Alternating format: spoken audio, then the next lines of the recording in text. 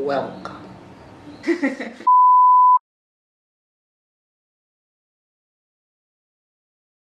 Another fail stories. Kali ini tentang kegagalan dalam proses mendapatkan beasiswa LPDP.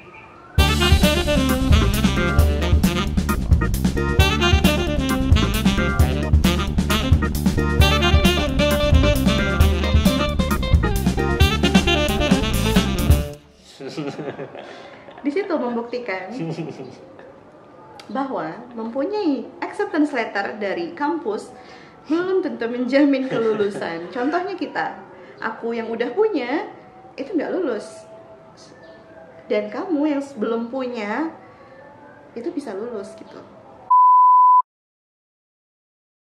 Jadi sebaiknya kalau misalnya ada yang nanya nih, sebenarnya ngejar acceptance letter dulu atau ngejar beasiswa dulu sih baiknya? Kalau menurut aku ya kejar yang deadline-nya terdekat. Ya. Kalau merasa siap untuk kejar universitas dan deadline-nya lebih dekat ya universitas aja dulu. Ya. Tapi kalau misalnya waktu itu deadline universitas aku di Januari. Jadi memang LPDP duluan dari sisi deadline waktu. Jadi fokusnya ke LPDP gitu. Oke. Nah, di situ itu beban mental buat aku di situ. Kamu lulus, aku nggak lulus gitu. Nggak lulusnya udah punya acceptance letter lagi. Itu kayak benar-benar. Tapi kalau kamu lulus juga bingung juga kita.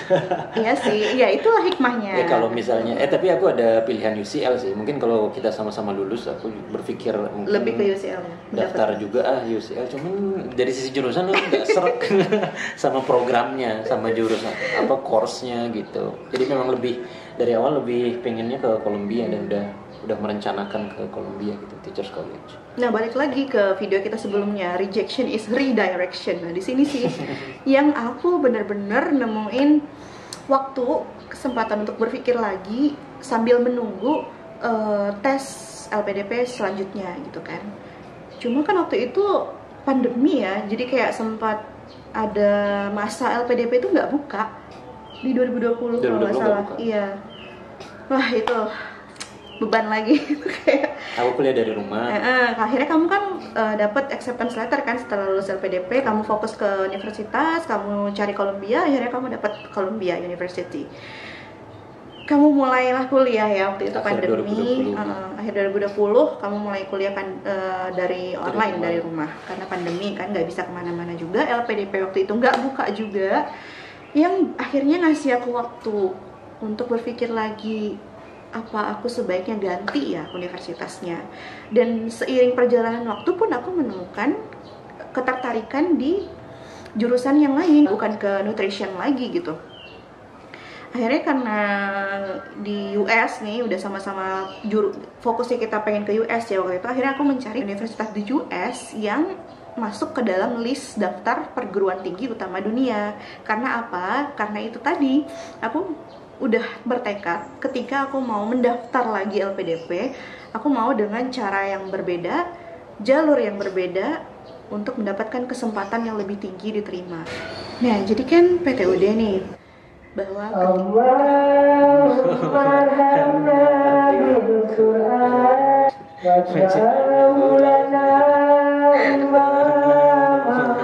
seperti kata orang bilang, mengharapkan hasil yang berbeda tapi dengan cara yang sama itu kan sesuatu yang mustahil ya. Jadi kali ini untuk bisa lolos LPDP di pendaftaran di tahun 2021, aku akhirnya memilih dengan cara yang berbeda, yaitu dengan ikut jalur perguruan tinggi utama dunia. Itu sebenarnya masuk ke beasiswa seleksi yang tipe reguler. Cuma perbedaannya apa? Yang perguruan tinggi utama dunia itu kamu harus punya acceptance letter dari universitas yang terdaftar sebagai perguruan tinggi utama dunia yang sudah ditentukan oleh LPDP gitu. Nah, jadi pada saat pandemi itu kan 2020 buka cuman jalur PTUD dan jalur dosen kalau nggak salah. Oh, nggak ada yang itu nggak ada waktu itu. Jadi Ya udah akhirnya selama setahun di 2020 itulah aku benar-benar fokus buat nyari universitas dulu gitu. Beberapa universitas yang ada di list PTUD di US dan yang sesuai dengan jurusan yang aku inginkan, yaitu public health. Nah itu aku daftar sampai pada akhirnya di bulan Januari, pokoknya di awal 2021 akhirnya aku dapet acceptance letter. Nah dari sanalah aku mendaftar ke PTUD. Cuma waktu itu aku mendaftarnya di tahap kedua. Jadi kenapa nggak ikut LPDP tahun 2021 yang tahap 1? Itu karena ada banyak alasan sih. Yang pertama karena sibuk mempersiapkan untuk ke US. Karena kan pada saat itu kita udah bisa mulai berangkat kan untuk perkuliahan kamu di tahun kedua gitu. Yang kedua alasannya di tahun itu sistem seleksi untuk yang PTUD itu ada tes seleksi berbasis komputer juga ternyata. Nah itu bikin aku langsung kenapa ada gitu. Padahal sebelumnya kan nggak ada kan, kayak shortcut gitu kan dulu itu. Kalau yang PTUD itu benar-benar dari administrasi lolos langsung ke interview gitu. Nah kalau ini tetap ada seleksi berbasis komputer, seleksi kewarganegaraan kalau nggak salah ya. Tuh. Nah itu kan aku jadi ini lagi kan, jadi kayak ragu-ragu lagi, ini seleksi yang seperti apa lagi nih gitu. Karena masih belum yakin, akhirnya siapa tahu nanti di tahap 2, di gelombang kedua aku bisa cari-cari info dulu yang sudah terjadi di gelombang 1 seperti apa gitu. Cuma konsekuensinya aku ikut tahap 2 itu di US. Tapi untungnya karena masih dalam suasana pandemi, LPDP masih menggunakan seleksi online. Nggak yakin juga sebenarnya interviewnya online apa enggak ya? Oh iya, pada saat itu masih belum yakin. Tapi berangkat aja lah. Tapi berangkat aja dulu, coba dulu. Tapi ternyata masih online seperti survei gitu. Jadi bukan sesuatu yang harus dengan kemampuan berpikir gitu. Untuk yang seleksi berbasis komputer yang PTUD. Interview sih tantangannya adalah harus mengikuti zona waktu Indonesia, yang mana saat itu aku interview dapatnya itu di jam setengah 12 malam waktu US. Ya seperti yang diprediksi, ya pertanyaan tentang keluarga itu selalu keluar. Cuman karena kali ini kita udah settle ya, udah bisa menjawab kemungkinan pertanyaan yang akan ditanyakan, bagaimana cara membagi waktu antara kuliah dan mengurus anak, bagaimana akomodasi. Sebenarnya sih lebih ke support system sih. Nah karena kita udah settle, udah di US, anak-anak udah sekolah juga di US, jadi gak terlalu bermasalah lagi masalah pertanyaan keluarga itu. Nah aku juga udah lebih firm, udah bisa kasih jawaban yang benar-benar yakin gitu. Begini cara aku bisa mengatur strategi antara membagi waktu antara kuliah dan urusan keluarga gitu. Ya jadinya di seleksi substansi LPDP 2021 di tahap kedua ini, kalau secara personal sih aku ngerasa lebih banyak peningkatannya. Interviewer kan banyak. Iya sih, itu kalau ngomongin interviewer sih emang subjektif ya. Memang tetap ada penekanan di masalah keluarga itu, karena menurut aku ini mungkin part yang sangat krusial ya buat LPDP bagi seorang wanita atau seorang laki-laki yang sudah berkeluarga, terutama dengan membawa anak. Bahkan pada saat aku udah jawab dengan pertanyaan si yakin itu, interviewernya lebih meyakinkan aku, lebih ngasih saran sih, lebih banyak membaca informasi atau buku yang berkaitan dengan how to manage your time gitu, time management gitu. Wanita itu rentan stres dibanding laki-laki katanya. Wanita rentan stres dibanding laki-laki, dan beliau merasa khawatir aku sebagai wanita akan banyak tertekan nantinya, stres gitu.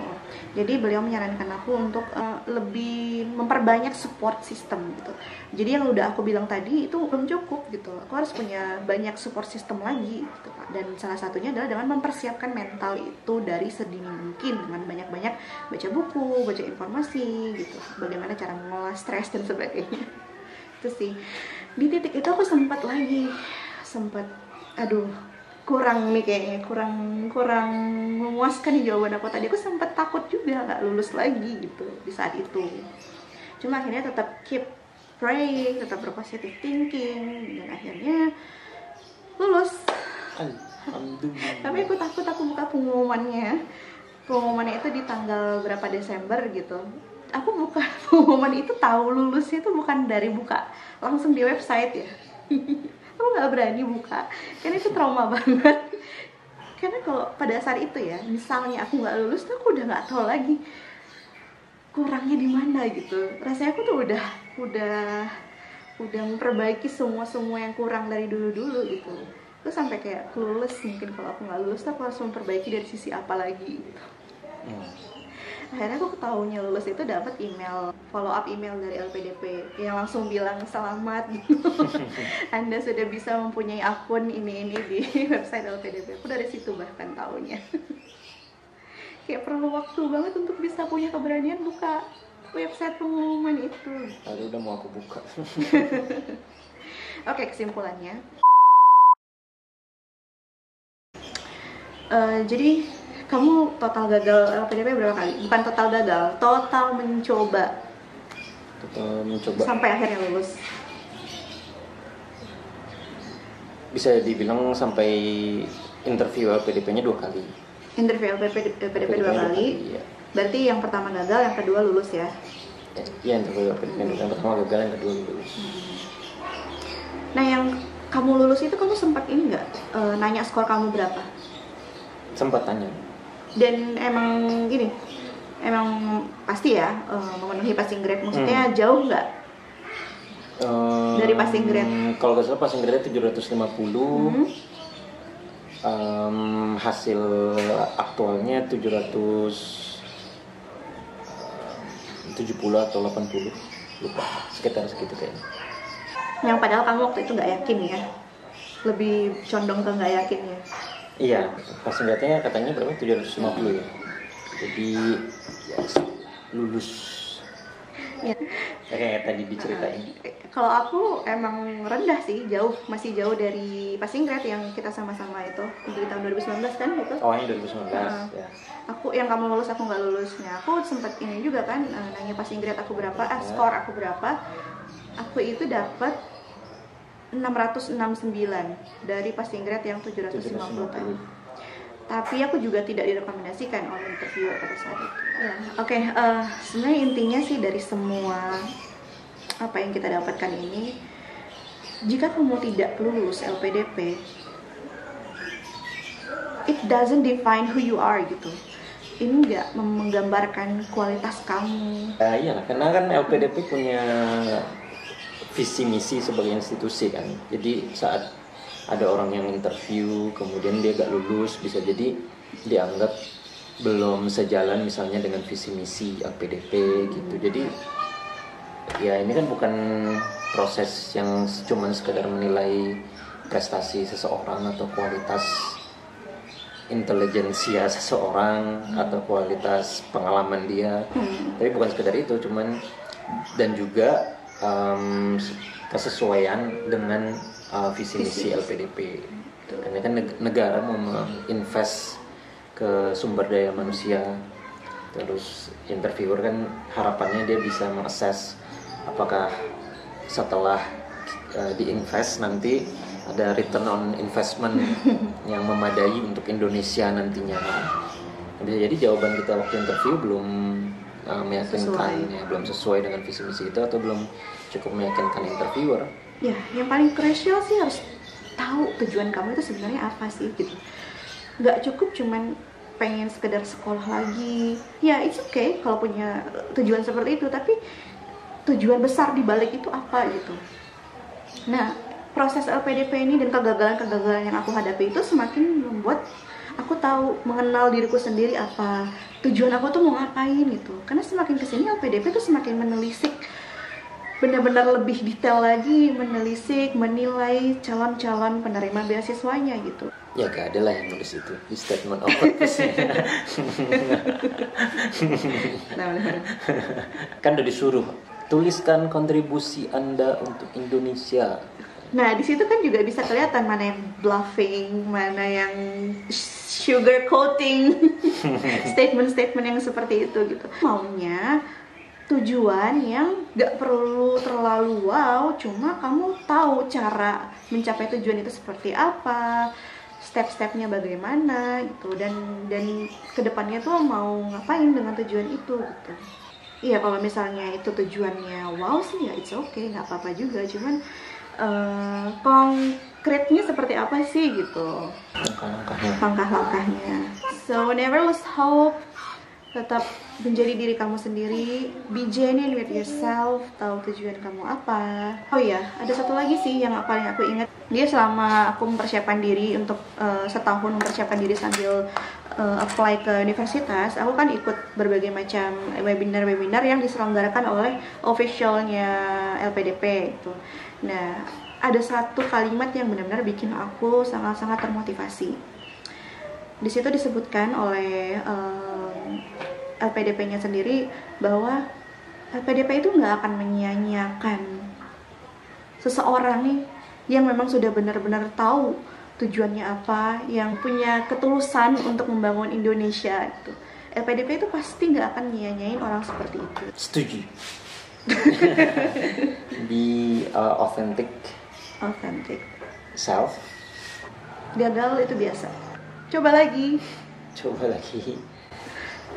Jadikan kesempatan untuk berpikir ulang, strategi, tujuan. Kalau misalnya kita menceritakan bagaimana cara mendapatkan universitas, itu udah bisa bikin satu video sendiri sih.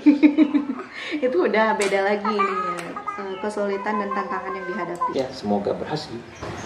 Good luck.